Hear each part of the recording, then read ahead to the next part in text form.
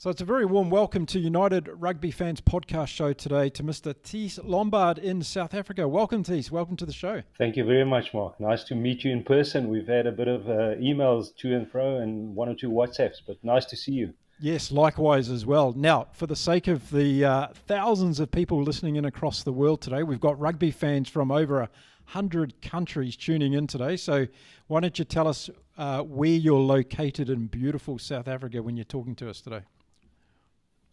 Okay, well, I'm talking to you from my kitchen in the beautiful Stellenbosch, which is about, for the people who don't know, about 40 k's outside of Cape Town, in the heart of the winelands. In fact, I work in the winelands. I'm a wine salesman, but on weekends you'll find me at a rugby field, and fortunate enough to be like the famous Dr. Darnie Craven said, if there aren't any Springboks from Stellenbosch in the Springbok team, it's probably not the strongest Springbok team you can select. So Stellenbosch University Marties, as they are called, they produced hundreds and hundreds of Springboks and legendary Springboks over the years.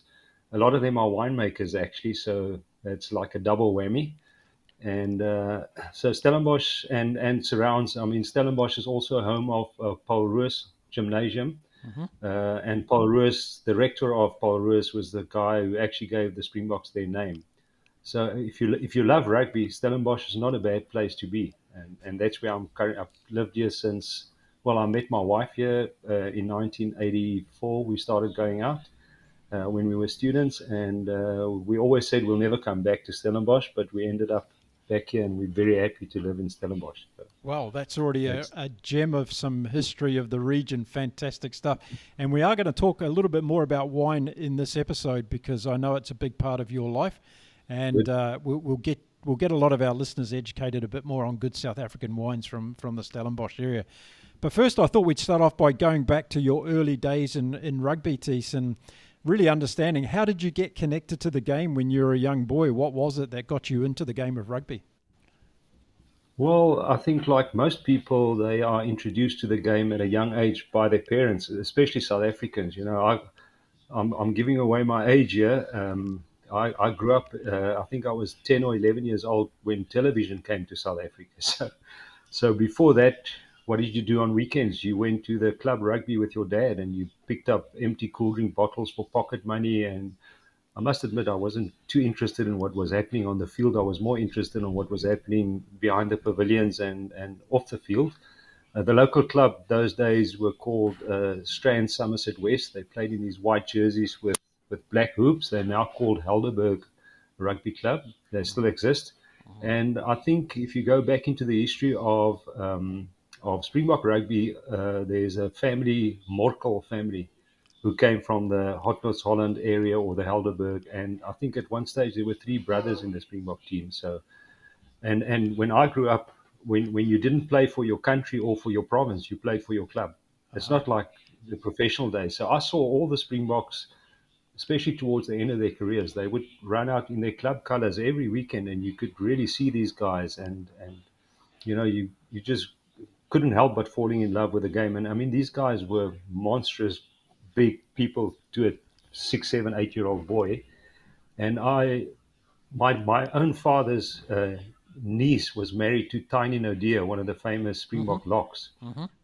So I sort of, on weekends, we'd go for a braai. That's what we do on weekends. We braai. And I would be at Tiny's house and would see all the team photographs on the wall. And he had a bin with all his old Springbok rugby jerseys and provincial jerseys and jerseys he swapped. And we would put it on and we'd run around on the, and tackle each other. I've got photos. I think I was 5 or 6 years old with my sister and I. She was wearing a junior Springboks jersey. I was wearing a Springbok jersey. And with his rugby boots, I mean, he was 6 foot. He wasn't called tiny because he was tiny. He was huge. I think he was over 6'4", 6'5". I've still got the photo, and he gave me that jersey. And the jersey is from 1965. Wow. I was born in 1965, so I've been made offers for that jersey. I will never get rid of it. It is so special. And I remember, we call it Tiny, Uncle Tiny. He gave it to me, and my dad was clever enough to keep it until I was a age where I could really appreciate it. So I've got the jersey and a pair of socks that he wore on the '65 tour to New Zealand and Australia. So Fantastic pretty story. special. What a special story. Yeah. So I've also found another thing that you and I have in common in terms of not only our love for rugby, but we're also born in the same year. So we've probably got some sharings across the rugby world that we can relate to. So was he your first We'll keep rugby? that offline. We'll keep that offline, yeah. Was he your first rugby idol, would you say? Yeah, Yeah. 100%. And he was, till today, I don't think I've met a kinder and a bigger gentleman. And I remember towards the end of his life, he had dementia, Alzheimer's.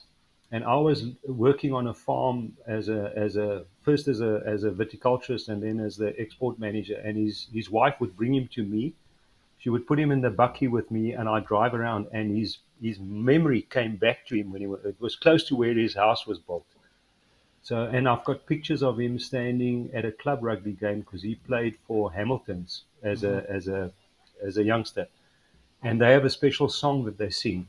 And he was already very, very sick and couldn't speak or anything. And when they sang that song, his face lit up, and I've got photographs of that as well. So Wow. yeah, absolutely one of the greats. And another great thing about visiting with Tiny is his best friend was Frick de Preer, who's Right. the all-time great Springbok player of the previous century. Yeah. So I've got photographs of my dad and Wim Frick and Wim Tiny. They must have been in the early 40s, pulling up their shirts and comparing stomachs and see who's got the biggest stomach. And, but the adoration my dad had for those Springbok rugby players, it obviously rubbed off on me. So, Yeah. and being a very average to poor player myself, I still idolize the guys who are capable of doing what these guys are doing on a rugby pitch. Yeah. You know, Absolutely. for me, it's beyond me that you can tackle each other as hard as they do, then get up and get stuck in, and yeah, And go and again. then Yeah. I was very fortunate to go to a school in Paarl, where rugby was quite a big thing. I was in boarding school. My forte was swimming and not playing rugby. But if you didn't play rugby, you'd stay in on Saturdays when the team got on the buses to go and play an away game. You stayed in the boarding school because we could only go out twice a term, Okay. 2 weekends per term. The rest you stayed in boarding house. And so I had a choice: either you play rugby or you stay at home. So I found myself in the fortunate position of playing fly off because I saw that the fly-offs were the guys who got the less. The game has changed. These days, you get killed on the fly-off position, but 40 years ago, you could sort of kick and hide and pass and not tackle too much. So yeah, So quite embarrassing. But our school produced in my matric final year 2 guys who went on to win the World Cup rugby in 1995. So it was probably good for me to stay away as far as possible from them. The one fantastic. being Kobus Visser, the big Kobus Visser. Yeah. I was at so the rugby was just always present. So tell me about those guys that you used to play with at school in terms of, did you see the potential in them at that stage that they were going to be Springboks? I grew up in the isolation era, so they picked Springbok teams every 3 or 4 years. It's not Right. like now where they play. I Yeah. think 14 test matches. I just read will play 14 test matches. Those year you were lucky if it was a year where they played test matches. Right. So but I mean the green and gold, the Springbok was always the dream of anybody who kicked the ball. I mean, when I played in the backyard or when I played at school, in your head you were a Springbok rugby player. Yeah. And even though it didn't look like that from the outside, on the inside you were playing for the Springboks.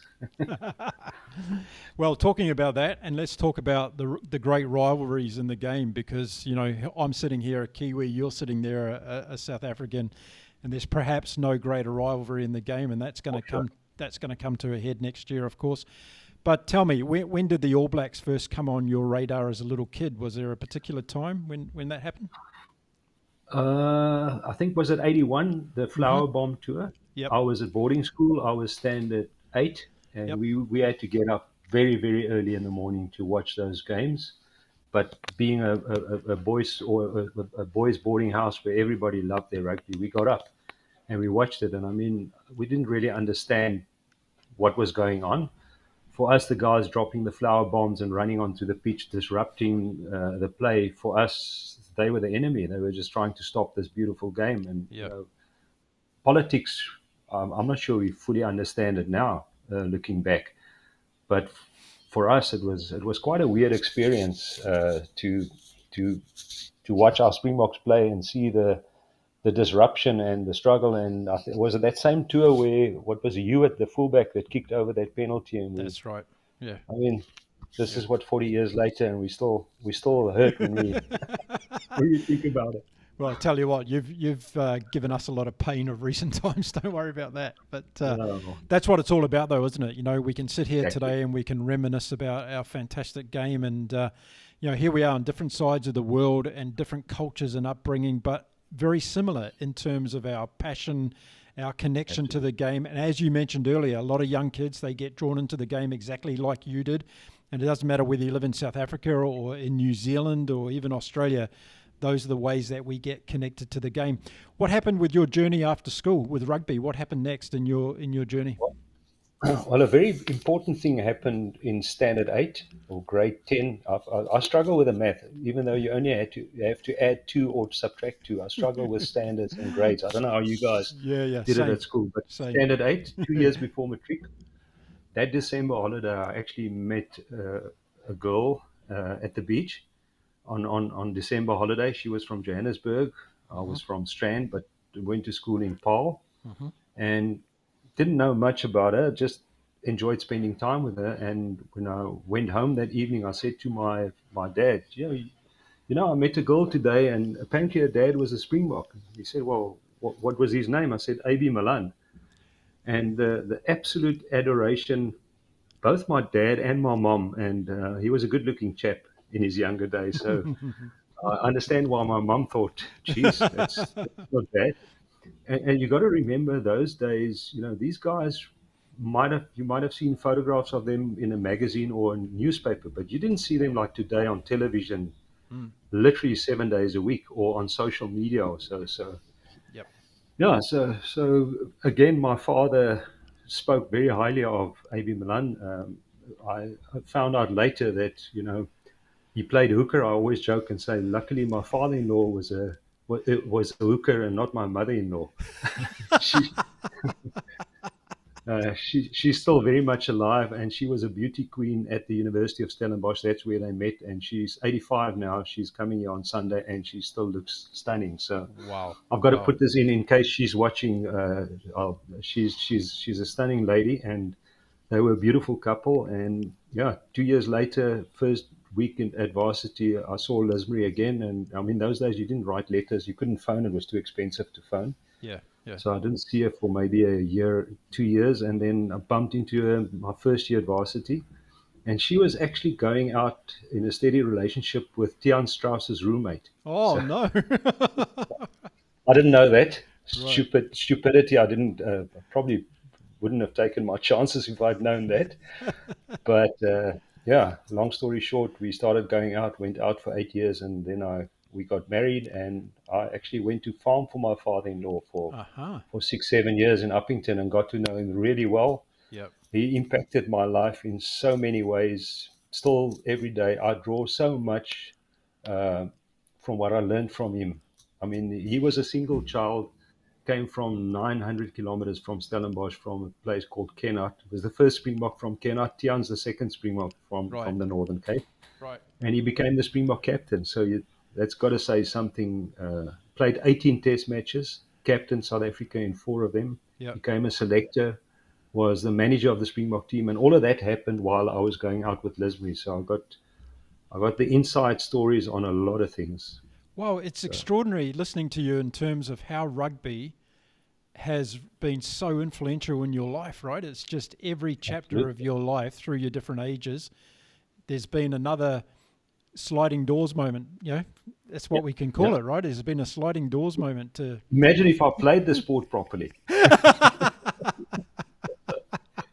Yeah. Now, come on, I'm sure No, you're pretty good at halfback. I'm sure that Cobus Reinhardt and there would be impressed with you today, I'm sure. no, yeah. I'm way better behind the camera when they're playing. So, So let's yeah. talk about that, because that became a very big passion of yours as well, getting behind the camera. And I tell you what, I've been doing my research before we talked today, and I've seen some of the photography that's come off your lens, and it's pretty extraordinary. And a lot of people Thank you. are talking about it as well. So how did you get into photography? Where did all that start, and with the rugby journey? It's interesting. I started taking photographs while I farmed for my father-in-law because I bought my first digital camera. I probably wouldn't have done photography if it was still film. It's just too difficult and too expensive. Mm-hmm. Always liked to take photographs. Took a few with a film camera. But then in 2001, I think I went overseas for an export grape conference and bought a digital camera. And then I remember my father-in-law looking at the vineyard saying, it's growing way better than last year. And I thought, they're green, they've got shoots, they've got bunches, they look exactly the same. I can't see the difference. So I thought if I photograph them at bud break and then 2 weeks after bud break and 6 and 8 and whatever, all these different stages, I can compare 8 weeks after bud break this year with 8 weeks after bud break last year. And if it's Yes. better or worse, I can say, what did we do different? Or, go back to the records, enough water, nutrition, or whatever.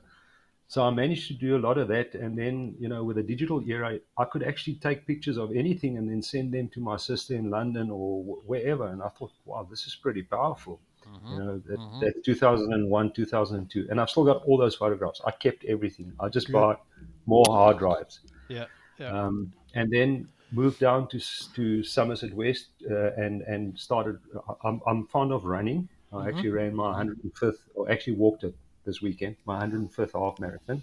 Good on you. My wife beat me by 40 minutes, I think. So but I finished. So That's the main thing. Yep. we're not competing. No. That's what we say. No. But so I love sports and I love competing in sports, but I also started photographing. So I started running with a friend of mine who was actually captain of the Marties, but had retired. And then he started playing again because he got so fit.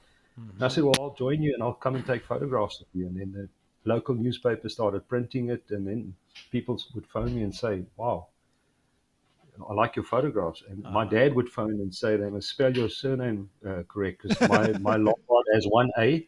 Oh, And if okay. they would spell it with two A's, my dad would phone, and that was his way of saying, I'm really proud of you. I saw your photos in the paper. Yeah, they want you to get your name right. That's the old school way of doing it, yeah. But tell these people to spell your name right. And yeah, so, and then in 2004 or 5, I was doing PR for the company.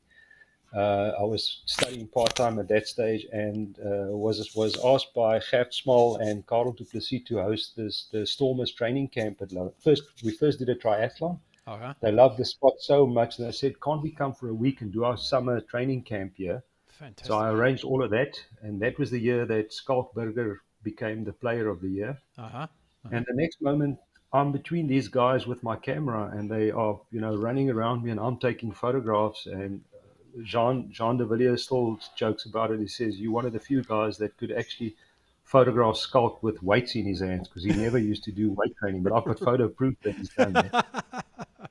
Good one. And then, having taken some of those pictures were published in the local newspaper again, because it was big news for us. And then they said, why don't you come to our first game on Saturday? I said, how do I do that? They said, no, we'll organize accreditation. And I've still got accreditation. That's from 2004. Wow. And as I said, test rugby, test matches and everything. So sometimes you just got to do what you love doing, and the doors will open. So that's fantastic advice. And you're a man that's lived the dream with that, because it's just gone on. So tell us about some of the lighter moments of doing photography with a lot of Springboks guys around. Anything that sticks out? Well, I photographed them swinging on ropes in there. I don't know if you've heard of quite a sort of a smudge on the Springbok name is when they did a thing called Kamp Staldraad, when they went through some army training and the guys were sitting in the cold. I think Corne Krieger was the Springbok team then. Okay. I think Rudolf Stroily was the coach of the side, and they wanted to build team spirit, but typically, like you do in the army, you first break the people down and then you build them up again. But if you're a Springbok, I don't think you should break Springboks down. You should just, where they are, start building the team culture like Russie's doing now. Yeah.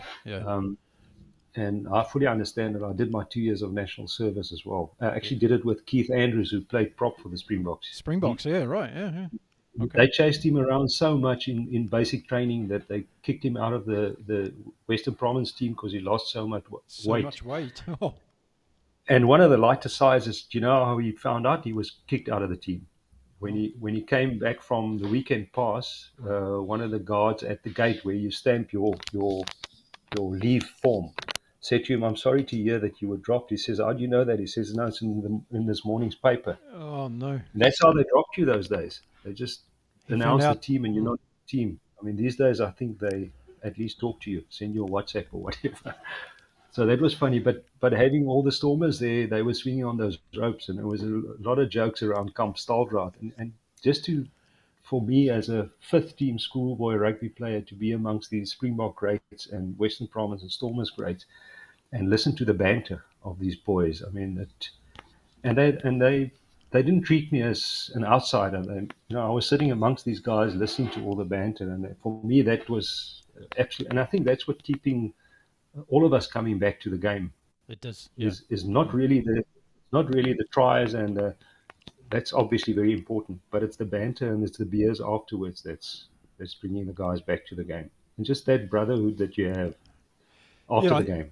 I think you raise a good point there too, because having met a couple of the more famous players around the world, one thing that sticks out straight away is they just really keep their feet on the ground, don't they? In terms of Amazing. they can rub shoulders with anybody, they can have a conversation, they won't close the door in your face, and I think that's something that is instilled in rugby across the world, because it doesn't matter if you're an elite player or a fan from Cape Town or Wellington, or we all the same, right? We get treated the same amongst each other. I tell you a true story. I was obviously travel a lot for the wine business. So I'm overseas quite a lot. And one day I was standing in London at the hotel. I've organised a taxi. I've got to go to Heathrow, and I'm getting quite nervous because the taxi's not pitching. So I take my bags outside. Now I'm standing outside. It's those hotels with a couple of steps down, and I've known Jean De Villers since 2004 when they did the training camp. And then obviously he would always make an effort when he saw me next to the field to come and say hi, even when they're warming up for the Springboks. He would always acknowledge me. He's just, a couple of them they're in a different class when it comes to that. And Yep. it's not pretend. It's because I can't do anything for his career or for what he's already done. Yeah. It's just who he is. He's a nice guy. And so I'm standing outside the hotel, and next moment a car stops and the guy jumps out. And I first sort of get out of the way. I thought he was running into the hotel, and it's Jean De Villers. This Right. was about 4 or 5 years ago. Uh-huh. And he says, "How's it taste? What you doing?" I said, "Geez, I'm waiting for a taxi." He said, "Where are you going?" I said, "I'm going to Heathrow." He says, "Well, I'm going there as well." And he takes my bags. He puts it in the taxi. So now he jumps in the front. I'm sitting in the back. And he says, "What terminal?" I said, "I was going to Google that, but I've got no idea." Yeah. He says, what airline you flying?" So I was Terminal 4 or 5, and he was Terminal 3. And he dropped me off at my terminal first. And then I said, "Listen, can I pay?" Because I was going to pay I've got a company card here. He says, Yeah. "But I gave you a lift. I'm Yeah. paying for the taxi." Yeah. And that's the Springbok captain. And I always say to people, I think if I was driving past someone standing on the hotel foyer or whatever, I might have said, "Geez, 2 weeks ago I drove in London, I drove past your hotel and I saw you standing there." Yeah. I don't think I would have stopped. Yeah. Yeah. I would have stopped for Jean because he's a Springbok captain, but I'm a nobody. Yeah. Yeah. So I think when you're destined to be a Springbok captain or to be great, there's just something special about it. And Francois Pienaar, I know him very well. Climbed Kilimanjaro with him. These guys are all different. They meant to be there, and I'm sure the Richie McCaws and the Dan Carters of the world are the same. Yep. Richie McCaw, to me, if you were ever going to ask me who's the rugby player that you rate the highest, sadly, it's not a Springbok. It's Richie McCaw or Dan Wow. Carter. For me, it's just those two guys. Just to me, I mean, I photographed a couple of test matches that they played in at Newlands. The one we won and the one they beat us. Dan Carter took us apart to pieces, and I just admire both of them. I think, if I had to choose, a rugby player, as it would be a toss up between those two, Well, coming from a Springbok. That's a beautiful thing to say, but I will add, as an All Black fan, I'll probably have to watch the comments after this, but from the South Africans, our fans are quite brutal sometimes. yeah, they are. But I'll tell you what, from an All Black side, I'll tell you this, that those two guys would not have been who they were in terms of their talent if it wasn't for the competition against the Springboks. And, you know, I think so. Every other team helps you raise your game, right? And I think that rivalry we've got between South Africa and New Zealand is an epitome of that. You see some of our guys playing the best game you've ever seen them play when we play against the Springboks, right? They just go to another level. It's funny, even in the years when the Springboks were really struggling to get form, I always had hope when we played the All Blacks. Yeah. We would lose badly against teams we shouldn't lose against. And then we'd play the All Blacks, and we were right up there. I mean, once or twice, it really went sour, like it happened with you guys against us not so long ago. In Wellington. That happens once in 10 or 20 or 50 years. Yeah. But all the other games, any of those teams could have won them. You know? Now, I'm glad you mentioned Kilimanjaro, biggest, tallest mountain in Africa, of course, and you climbed that and you had a wonderful adventure by the look of it. It's on my list to talk to you about today. So why don't you tell us about the adventure up Mt Kilimanjaro and who you were with? I like wine and I like photography because of the people I meet through both of those two things.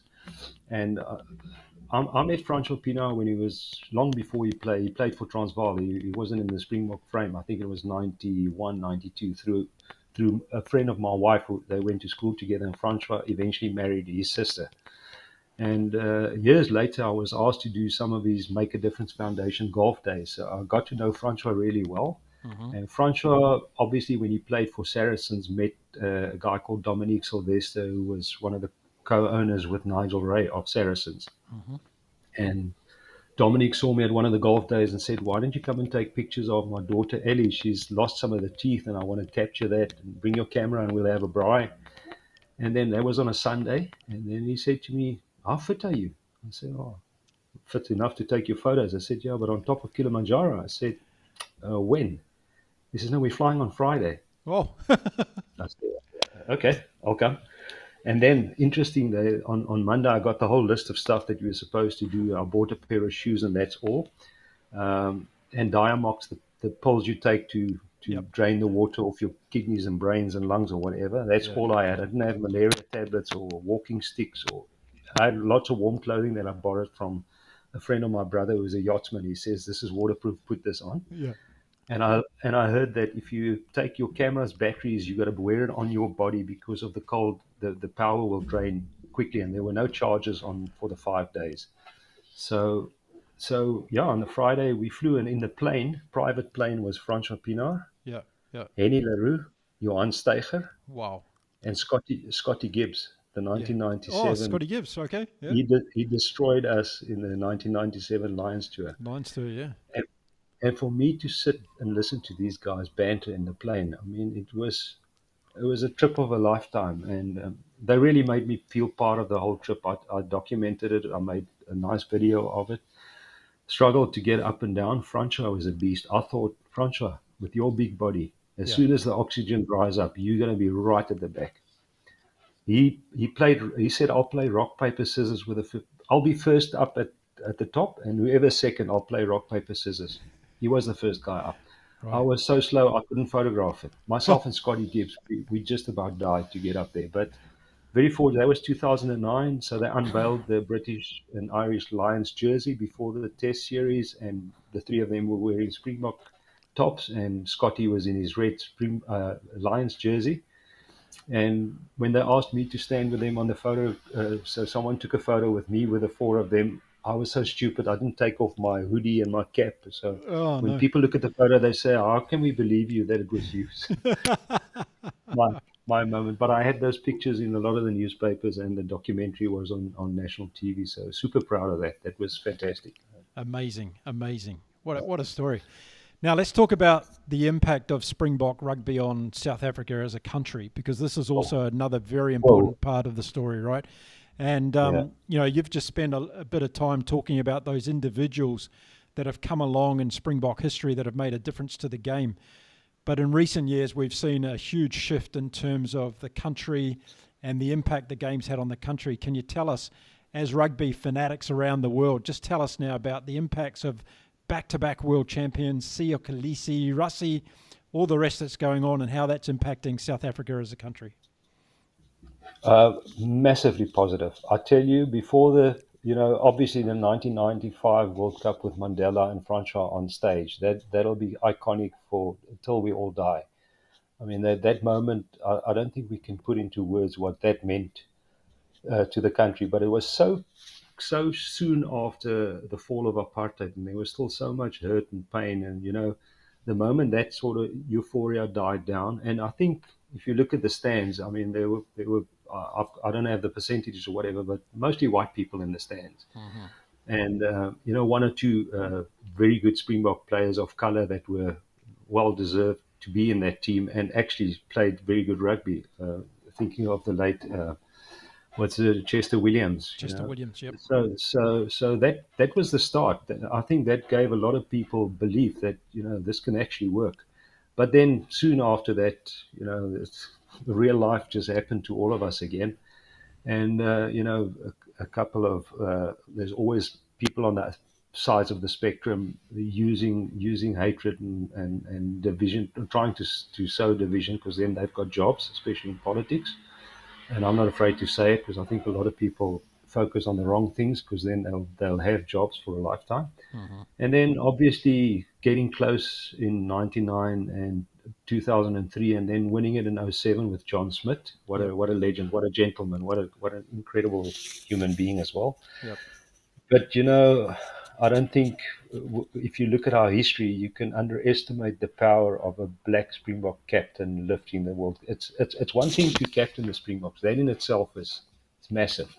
And we all bought in. I don't know of anybody who didn't buy in, because Siya deserved to be the captain and deserved to be there. And Rassie took a lot of guts for Rassie because Siya had to grow into that role as well. He was a born leader, but I mean, you don't become a Springbok captain successful on day one. No. And Rassie backed him. And I think that relationship, I wish I could be a fly on the wall in some of those conversations. And I mean, Rassie, we saw he didn't hold back. When Siya was in the wrong, he would call him out in front of the team on that documentary when he thought he wasn't doing what he was supposed to be doing. So I can't think of anybody better than Rassie and Siya to have done what they've done. But now you see on a daily basis, people of color, blacks, Indians. I mean, I've got an Indian guy who works on my cell phones, and he's a Springbok fanatic.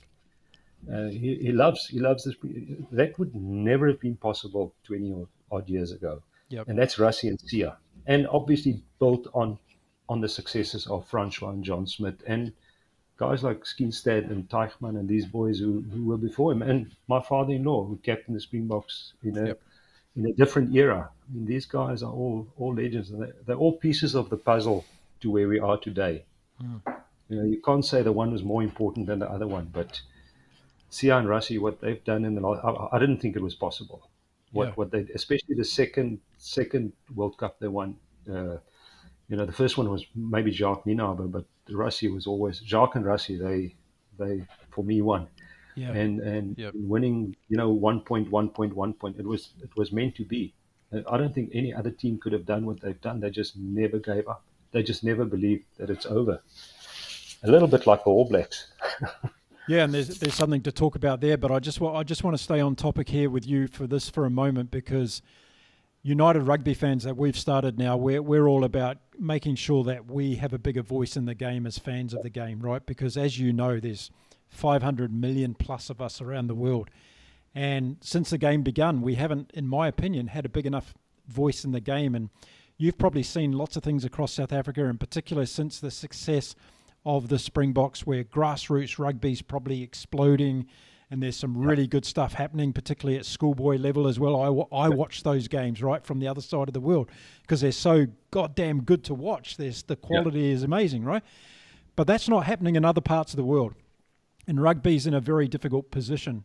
So in your mind, how do we transfer that success that's happening in South Africa without necessarily winning a Rugby World Cup to do it to other parts of the world. Is there a magic formula for this? What do you think it is? I think the short answer is leadership. You need someone to take the lead, and it's sometimes it's leadership when the rewards are unsighted.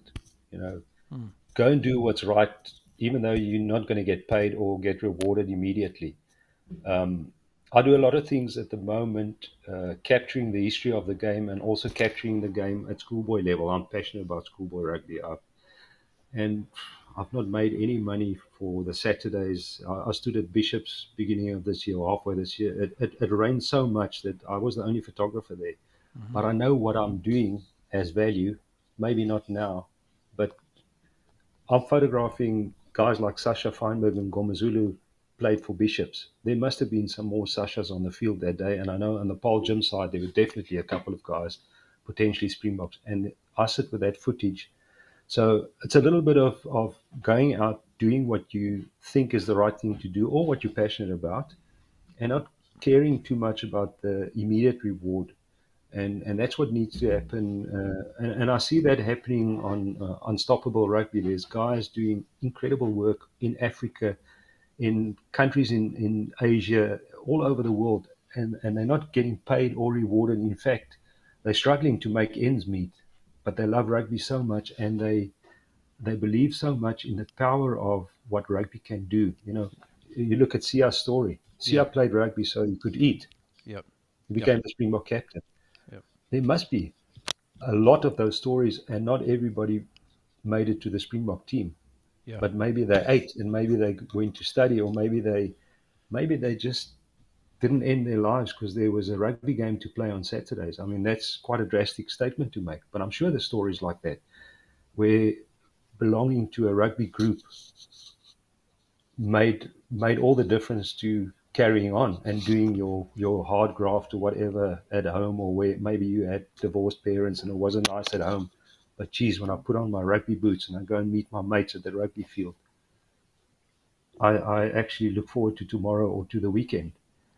You know, and that's the power of not just rugby, all sports. But I think rugby is special in the sense that you can't do it on your own. Yeah. You have to rely on your mates. Yep. And when you're together, you 1 + 1 is 3 in rugby. It's never 2. Yep.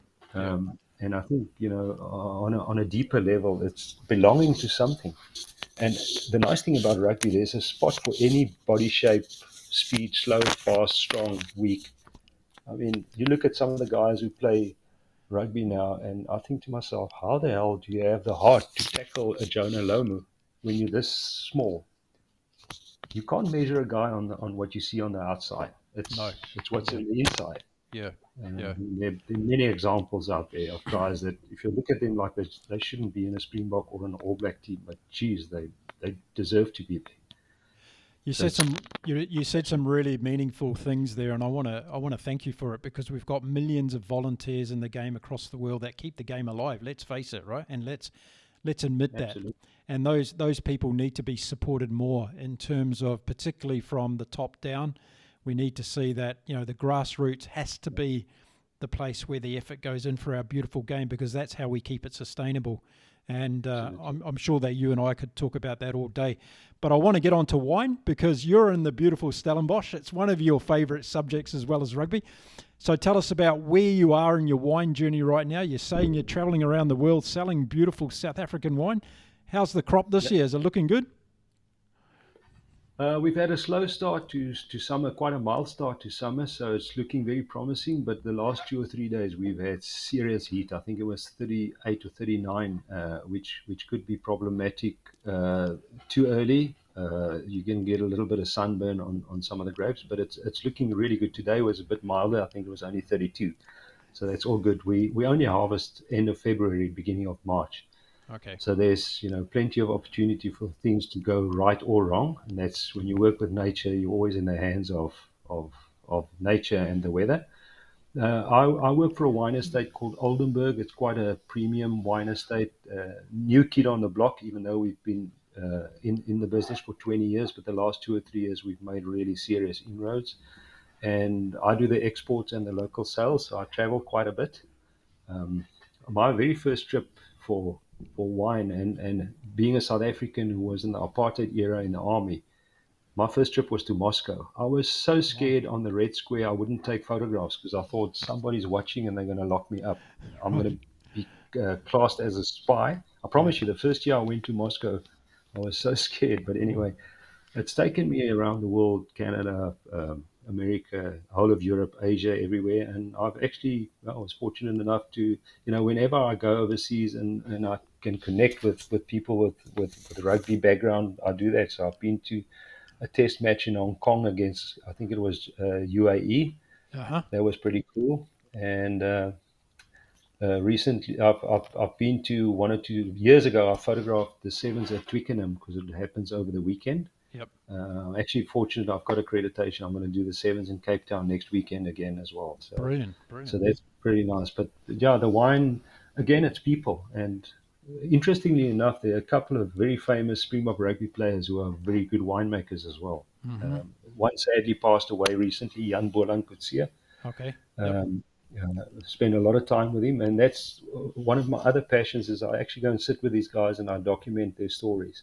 Yep. So I was fortunate enough to document Jan Boerland's story about his winemaking and his rugby, and I'm also documenting a lot of school rugby boy coaches at the moment. So I just go and sit with these guys and capture their stories. But there are a couple of Springbok rugby players I still need to get to Brilliant. that are winemakers as well. So And I don't cover both sides, which is nice. And don't forget, we've got a couple of ex-South Africans who are playing for Scotland now, who are making a good brew of whiskey up there in Scotland with Duhan van der Merwe Nice. and Pierre Duan. Schumacher. Yeah, so. Duan actually went to the school. I was a school teacher for 3.5 years when I Uh-huh. got married in George, and I was a teacher at Outeniqua High, and Duan is an old pupil from Outeniqua High. Oh, there you go. But Another he's connection. obviously, yeah, he was there way after I left. But I always follow sort of the schools that I was involved with, Yeah, and yeah, I mean the schoolboy rugby in South Africa is insane. yeah, It yeah. is absolutely. I photographed 12 games of Paul Gymnasium this year, and they were unbeaten until the very final game. They lost against their rivals, Paul Boisai, by 2 points. I They were watched leading the whole game. I Yeah, watched they were it. leading I the whole watched it game. live. I watched it live on TV, and I just thought, wow, this is what an outstanding game of rugby that was, right? To see Yeah, two schoolboys teams going at it like that, it was extraordinary. Except for incredible. the And it result for was you. no, no. I tell you, when that final whistle blew, the way Boisai came back into that game and never gave up. I Yep. had to I had to stand there and say, listen, I'm not going to feel sorry because we didn't win this game. I'm going to feel excited that I was actually able to photograph one of the Yeah. greatest games I've ever witnessed. And I felt quite sad for the captain of Paul Gymnasium, is the number 13, Marcus Miller. Uh Um, huh. uh, Yep. I Yep. photographed last year already. I noticed him because the people were talking about him. So this year, it's quite a nice story. I asked his dad. He doesn't even know about it. So, but I asked his dad if I could sort of document his season, and his dad says, "Well, yeah, I'll speak to his agent." I thought, geez, I don't really want to talk to an agent about this, but I said, maybe I'll learn something. So the agent phoned me. We had a coffee. What a nice guy. Uh huh. He manages a lot of Springboks. And then he said to me, "Can I just ask you one thing?" So I learned from that. He says, "Can I just ask you one thing? Don't let Marcus know you're doing it. So if Yeah. you interview him, also speak to his mates and don't let him feel he's always the one, Yeah. because the most important thing for us is just to keep them schoolboys. They're just schoolboys." Yep. And managed to do that. And thanks to that, I got some nice footage from other guys talking. And the moment Marcus would leave, I'll ask them about Marcus and what type of captain is it. So I got some great footage, but also all the action. And then when they lost that inter schools, I thought I can't finish on this game. But he was the SA schools captain as well. So I went to photograph the SA schools game, which they won. I think they played England. And at the game, that was his final schoolboy game. His dad came to me and says, Marcus is signing his professional contract on Tuesday. Right. Won't you come and photograph that for us? Oh, brilliant. And I had goosebumps the whole time. And just being there, I think, you know, bar injuries or, fate or whatever, I think if this guy carries on, he could be like Sascha in the Springbok team at a young age. Yep. But it doesn't really matter. I was there for a very special schoolboy career. Yep. And I was, the coach is a old Springbok, Peter Rousseau, Springbok winger. Yeah. And Peter will Yeah. allow me. He allows me in the circle halftime when they do the team talk. I can Yeah. photograph that. And Fantastic. then on Monday he'll say to me, "Won't you send me that clip? I can't remember what I said." And he trusts me with whatever's being said there. So for Yeah. me, I've never been in a first team huddle halftime or so. So to be able to photograph and capture that, and I think I captured serious history. I did the same with Rivalries last year, and they were unbeaten only for the third time in 160 years. And I did a documentary on that as well. So, yeah, rugby, I can't stop doing it. I love it. Got to get into the huddle. I can't get in there with my rugby talk, so I get in there with my camera. Fantastic stuff. I tell you what, I watched that game and I saw Marcus Miller playing for the first time. That was my first exposure to him. And the first thing that came out of my mouth was Springbok. Like that was it. All right. But I tell you what, there was plenty of others in that game too that I thought, wow, hang on a minute. For sure. For sure. But interesting about Marcus is he, from under 14 to matric, 5 years. Yeah. As a centre, he didn't miss a single game. Yeah. He didn't miss a game. Not a single. He didn't Wow. miss a game. I Wow. found that out the day that he signed his contract. And for me, it was so special when he signed his contract. Yeah. Obviously, he had already played a couple of South African schools matches. So I was expecting him to sit there with his junior Springbok South African schools blazer. He Yep. sat there in his school blazer. In his school blazer, right. Mm-hmm. Because he finished at Paul Gymnasium Yep. as a matric pupil of, and to me that says everything about the guy. He could have been there on all the photographs in his Yep. highest accolade is wearing the Springbok badge on his. No, he gave back to his school because that's where he finished his amateur career or schoolboy career, which is for me. Those are the small things that are actually the big things in life. Well, it goes back to what we talked about at the beginning of the show in terms of the Springbok superstars running out in their club jerseys, right? And it's exactly the same sentiment, right? Yeah. Exactly. Well, listen, I can't let you go today without finishing with a couple of things. The first one is Springboks have had a pretty successful 2025, and they're going to conclude on the weekend against Wales. Yep, one more to go. So what's your take on the Springboks this year? For me, it's in every position. I don't think it's ever been like that. In any position, there are 2 or 3 guys who can step in, and the team is not weaker. That to me is the biggest thing. I don't know how Rossi. I think I read today that 49 people played for the Springboks this year. Mm-hmm. In the old days, it was 15 plus whoever got injured. Now it's 49 guys who all deserve to be there, who are all as good as the guy they're replacing. Sometimes even better. I think when Kwacha comes on, he's better. Yeah. You know, and the right moment. You know, he comes on at the moment where a lot of other guys are tired, and he can just play his game. It's probably difficult to compare. You know, I know the All Black side from the 2012, 13, 14, 15, 2011, 16. 2011, 15. Yeah, those are the 2 greatest. Yeah. It would be sad to compare this side to that side, but it would be a beautiful test to see those 2 sides square up. So it'll probably be a draw. I have too much respect for the All Blacks to say the Springbok side is way better than that side. Or you know, I just think I'm enjoying the side for what it is. What I love the most about this side is that they don't give up. When they've got it all against them, they find a way to win, and that's the sign of a really a good side. Yep. And you need a bit of luck every now and again as well. But even when luck goes against them, they've managed to win games. So, no, a special side, and I know a lot of them really well. Damian Willems, I started photographing as a standard 6 guy playing at school. Yeah, Andre Pollard in standard 4, I photographed him. Ben Jason Dixon in sub A, he was at the same class as my daughter. I photographed him before he went into assembly on the first day in the back. I was actually taking a picture of my daughter, but he's standing in the background. He's quite tall. Yeah. And I can't believe that guy even plays rugby, let alone play good rugby. He's brilliant academically. Right. He's an unbelievable leader. A bit like this Riley Norton that's from Paul Roos now, that's from the same school. Yep.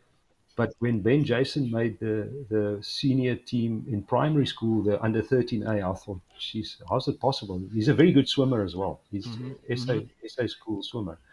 And so to photograph these guys when they're barefoot rugby players in sub A, and now he's playing he's on the bench, he'll play his 7th test match. It's just, unbelievable. I mean, this side is probably the best Springbok side I've ever seen. Yeah, Well, I'll tell you I'm what. taking it for what it is now. Let's say they're the best at the moment. I'll tell you what, you've been very gracious in your generosity towards the All Blacks during the show today and appreciating them. I'm going to give it to you in response because I've thoroughly enjoyed watching the Springboks this year, and I think it's fantastic for World Rugby what we're seeing. We've seen a dominant era from the All Blacks. We're now seeing a dominant era from the Springboks, and this helps every other nation in the world because they're the ones that want to be having the target on their back now. And every other rugby nation in the world is going to say, right, we want to beat the Springboks because that's the benchmark. And I think that's beautiful for our game at that level. And I applaud everybody. And it's not just Russie and Sia, it's the whole working group. It takes a village, right, to raise this type of level. And, of course, you've got a Kiwi in there and Tony Brown that's come along and helped out as well. So it's all of it. And I just think from being a rugby fan and sitting down and watching, I'm going to be the first one to turn the TV on in the weekend and watch the game against Wales. And I don't care who's missing from the Wales team. I just want to sit there and watch beautiful rugby players give their best over 80 minutes, and that's all we can wish for, Yeah, I want Louis Rees-Zammit to play really well because I can't believe that guy went to the NFL, nearly made it. I thought it was impossible. I watch a lot of NFL. I think it's a fantastic game. Yeah. I was really hoping that he would break through and be very successful. For him to be picked by the Chiefs and I think he ended up with the Jaguars or somewhere for a season, but just to go as far as he went and now to come back to rugby, I can't wait to see him play well, even against the Springboks. Did you see the try he scored against the All Blacks last weekend? Fantastic, right? Absolutely brilliant. I love the player and I love his guts, and it's incredible. I love rugby. Doesn't matter who plays it. I can hear it. And Tisa, I tell you what, we're going to finish the show now, but I'm just going to give you two quick little bits to think about. First of all, this is the first time you and I have met face to face, and I've absolutely loved listening to your journey in rugby. So thank you for sharing that. I'd like to propose that one day we find the way to sit down with a glass of New Zealand wine. I'll bring it to South Africa. We'll sit down with a bottle of New Zealand wine. We'll talk about rugby, but I'll tell you what, I know you're a runner and you've just run that half marathon of yours. I'll throw this out. More a walker these days. More a walker. But I'll throw this out as a bit of a challenge. There's one thing I've got on my bucket list of life, and that is the Comrades Marathon in South Africa, right? So if you want to take on a challenge with me one day, let's do the Comrades together, yeah? I've done one. Okay. So it was a long day on the legs, 11 hours and 28 minutes, but I don't give up. I'm super proud. I finished it. And, the guy who won it was a Russian guy, Vladimir Kotov, and he ran half the time. So when I got to the hotel, he'd already slept. He'd done his press conference. He was going out to dinner. And I walked in with my vest and my medal. And he bowed down. He says, "You are the true hero." Because I ran 11 hours 28. He ran 5 hours 20 minutes. But if you ever get to South Africa to come and do that race, we've got another one called the Two Oceans, which is a beautiful race. It's a 56 kilometers, like a warm-up for the Comrades. Okay. You can do that as well. Brilliant. Okay, I'll hold you to it. Listen, thanks. Let's do it.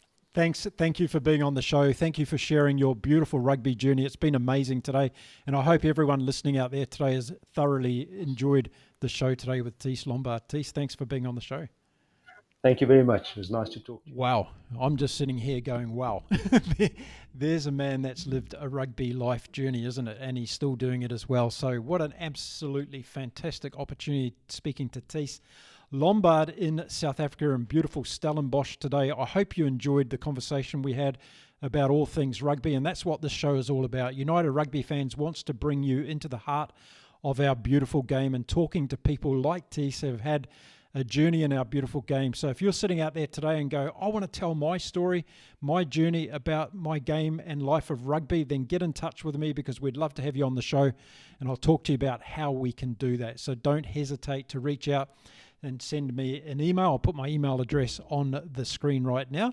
And also, if you want to become a member of United Rugby Fans, this is what this is all about. It's all about the rugby fans around the world to bring you a louder voice in the game so that we can change the game into a game that we want it to be. It's been too long run by those suits and ties, and it's time for us to have a voice at the table, and that's what we're doing at United Rugby Fans. So thanks for listening in. It's wonderful. Hit the subscribe button. Give this video a thumbs up if you've enjoyed the show, and I'll be back again really soon with another wonderful guest on the United Rugby Fans podcast show. Until then, it's time to say adios from beautiful Cancun in Mexico. Bye for now, everyone.